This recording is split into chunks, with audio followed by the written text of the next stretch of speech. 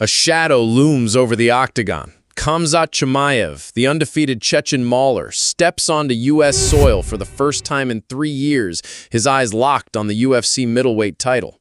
But the road to this moment, UFC 319, August 16, 2025 in Chicago's United Center, has been paved with obstacles that nearly broke him. Visa bans, illness, whispers of doubt. Across from him stands Dricus Du Plessis, the South African champion whose unorthodox style and iron will have defied every critic. This isn't just a fight, it's a collision of destinies where one man's redemption meets another's resolve to prove he's the best. The story begins in the shadows of geopolitics, far from the cage. Khamzat Chimaev, a 14-0 phenom, was once the UFC's most terrifying prospect. In 2020, he tore through the roster, racking up 3 stoppage wins in just 66 days, a record that sent shockwaves through the sport. His grappling was suffocating, his striking relentless. Fans called him Boars, the Wolf, a nickname that echoed his ferocity. But then the world outside the octagon closed in. Visa issues, tied to his association with Chechen leader Ramzan Kadyrov, sanctioned by the U.S. in 2020 for alleged human rights violations, kept Chimaev out of America. For nearly 3 years, he was a fighter without a home, limited to battles in Abu Dhabi, his dream of UFC gold slipping further away. "This wasn't my bad. This wasn't my fault," Chimaev said in an open workout interview with MMA Fighting on August 6, 2025. "Everyone knows I didn't have the visa to the US. That's why I didn't fight only once in Abu Dhabi." Chimaev's struggles weren't just bureaucratic. Injuries and illness haunted him, derailing his momentum. In June 2024, he was set to face former champion Robert Whittaker in Saudi Arabia, but a sudden illness forced him out. Whispers grew louder. Was Chimaev's body betraying him? Could he handle the grind of a title run? Daniel Cormier, a former 2-division champion, revealed on his Good Guy, Bad Guy podcast a chilling phone call he received in June 2025. He said, "2 months ago, I got a call saying Chimaev was going to be out. They asked, who should fight Dricus? Should it be Imamov or Baralho?" The doubt was real. Even the UFC wasn't sure Chimaev would make it to Chicago. But he did. Training in California, Chimaev locked himself away, avoiding malls, fans, even the risk of a cold. He said, "I have to be ready, don't get sick. If a sick fan comes, maybe we get that sickness. I have to be careful." Across the cage, Dricus Du Plessis is a different kind of beast. With a 23-2 record and a perfect 9-0 in the UFC, Stillknox has carved his name into the middleweight division with blood and grit. He snatched the title from Sean Strickland at UFC 297 in January 2024, then defended it against Adesanya and Strickland again. His style is awkward, unpredictable, a puzzle that frustrates even the best. Du Plessis doesn't just win, he breaks his opponents. On the Ariel Helwani show, he spoke with chilling confidence. "I think Khamzat is a special fighter. From the first time I saw him fight, I knew this guy was going to be special, but I think I'm a lot better than people think." He plans to break Khamzat too. "You're going to see the boogeyman break in there," he warned. "There's only one boogeyman in the middleweight division, and that's me." If you're watching this and feeling the weight of this moment, hit that subscribe button to join MMA Arena for more stories from the heart of the fight game. We're here to bring you the raw, unfiltered truth of the octagon. The build-up to UFC 319 has been electric, fueled by a rivalry that simmered for months. In April 2025, Chimaev took a shot at Du Plessis' unorthodox style, calling it sloppy. Du Plessis fired back, pointing to his wins over elite fighters like Adesanya and Whittaker.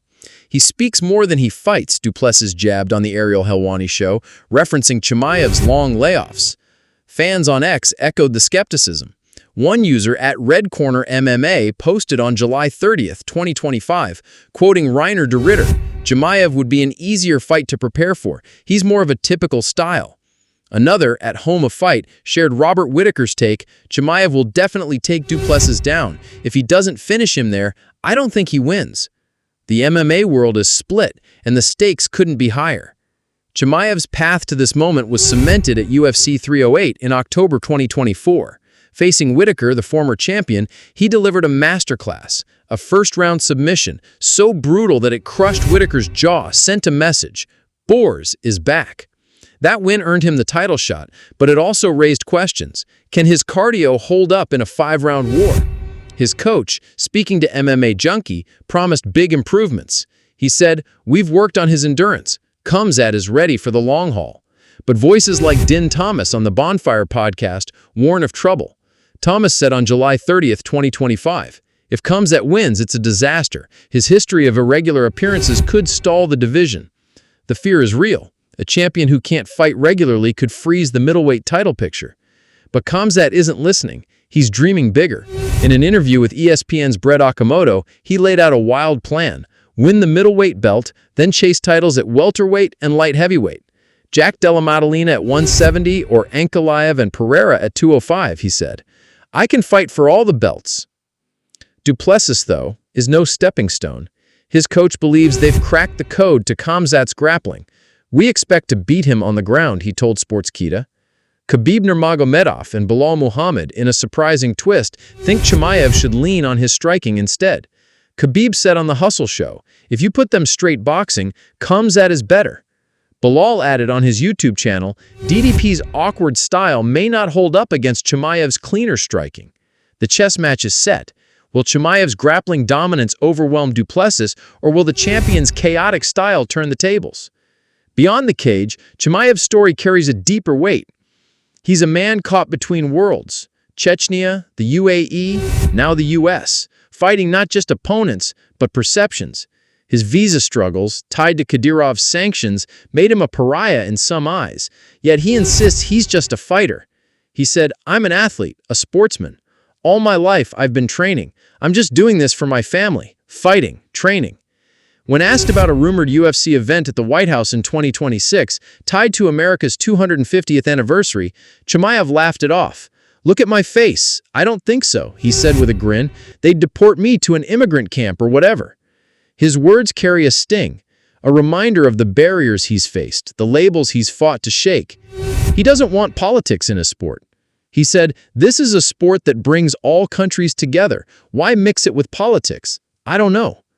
As UFC 319 approaches, the air is thick with anticipation. Chimaev, the Wolf, is finally free to hunt in the US, his visa issues resolved, his focus razor-sharp. Du Plessis, the champion, stands ready to defend his throne, promising to shock the world once more. FanDuel lists Chimaev as a -200 favorite, with Du Plessis at +154, but numbers don't tell the full story. This is a clash of wills, of styles, of men who've defied odds to reach this moment. On August 16th, 2025, in Chicago's United Center, one man will rise and one will fall. The octagon will tell the truth, and the world will be watching.